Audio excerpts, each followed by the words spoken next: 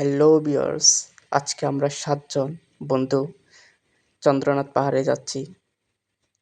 চট্টগ্রাম থেকে আমরা মুরাদপুর হয়ে প্রায় ২ ঘন্টা অথবা ১.৫ ঘন্টা জার্নি করে আমরা অবশেষে চন্দ্রনাথ পাহাড়ে পৌঁছালাম। চন্দ্রনাথ পাহাড়ে দেখুন কত সুন্দর ভিউ এবং এত অসাধারণ চন্দ্রনাথ পাহাড়ের জায়গাটা। এখানে কিছু মানুষ খাবার বিক্রি করে পাহাড়ের উপর। আমরা হাইকিং করে চন্দ্রনাথ পাহাড়ে উঠলাম, কিছুক্ষণ রেস্ট নিলাম এবং আমি আপনাদেরকে দেখাচ্ছিলাম চন্দ্রনাথ পাহাড়ের সেই প্রাকৃতিক সৌন্দর্য।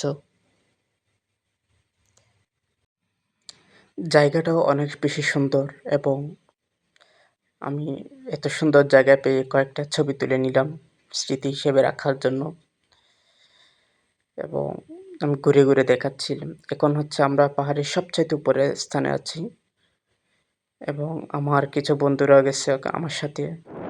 ওরা শেয়ার করতেছে ওদের কেমন লাগতেছে তোমার? তোমার নিয়ে তারপর তোমার তানভীর অস্থির ভাই, প্রচুর বাতাস এখানে। আমরা মূলত পাহাড়ের অনেক উপরে আছি এখন।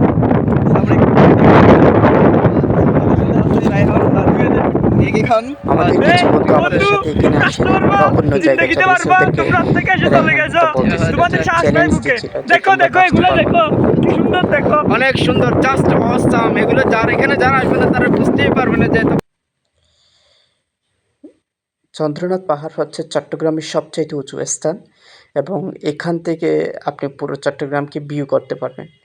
তো সাগর পর্যন্ত দেখা যাচ্ছে চন্দ্রনাথ পাহাড় শিখাইছে এবং আমরা কিছুক্ষণ দেওয়ানা বানাইছে,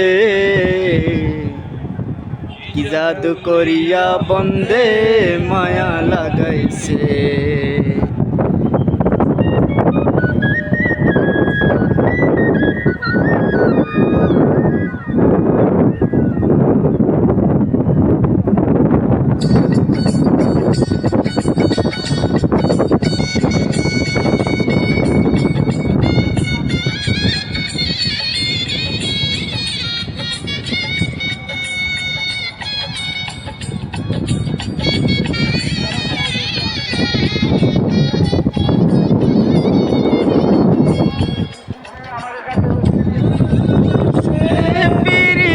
শিখাইছে দেওয়ানা বানাইছে, জাদু করিয়া বন্দে মায়া লাগাইছে।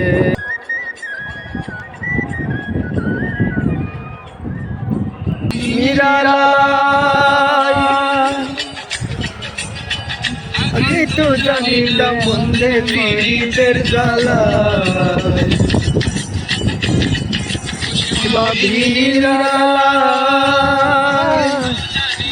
বন্দে পীড়িতের জ্বালা।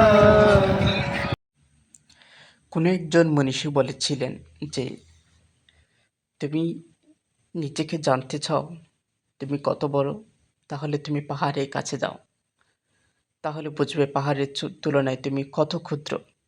আসলে যে আমরা বাস্তব জীবনে কত অহংকার, কত বড়াই, কত কিছু করি, কিন্তু পাহাড়ের কাছে গেলে বোঝা যায় এই দুনিয়ার তুলনায়, পাহাড়ের তুলনায় আমি কিছুই না। কিসের এত অহংকার, কিসের এত গর্ব। তো যারা আসলে প্রকৃতিকে উপভোগ করতে চান, যারা অ্যাডভেঞ্চার করতে চান, তাদের জন্য হচ্ছে চন্দ্রনাথ পাহাড় বেস্ট। এখানে আপনি চন্দ্রনাথ পাহাড়ে যাওয়ার সময় আগে থেকে জেনে নেবেন যে এখানে শিব চতুর্দশী চলতেছে কিনা।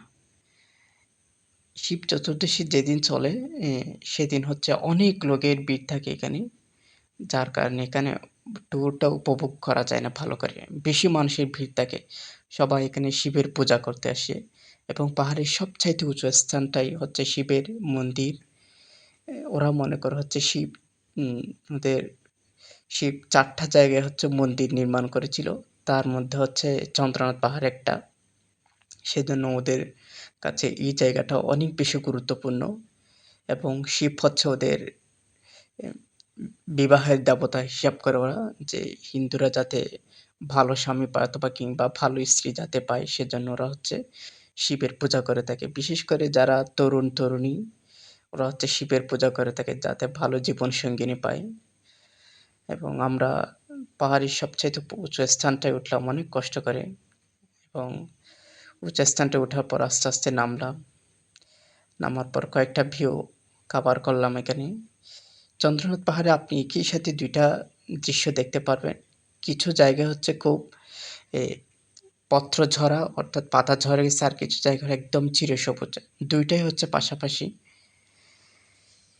তো আপনি ২ টাই একসাথে উপভোগ করতে পারবেন চন্দ্রনাথ পাহাড়ের মধ্যে। চন্দ্রনাথ পাহাড়ে যারা আসবেন তারা অবশ্যই খেয়াল করে আপনাদের ব্যাগে করে পানির বোতল সাথে স্যালাইন নিয়ে আসতে পারেন, যাতে পাহাড়ে ওঠার সময় যে আপনার যে এনার্জি লস হবে সেটা যাতে ডিহাইড্রেশন না হয়। এবং এখানে ব্যাগের মধ্যে চেষ্টা করবেন খুব বেশি ভারী জিনিস না রাখতে।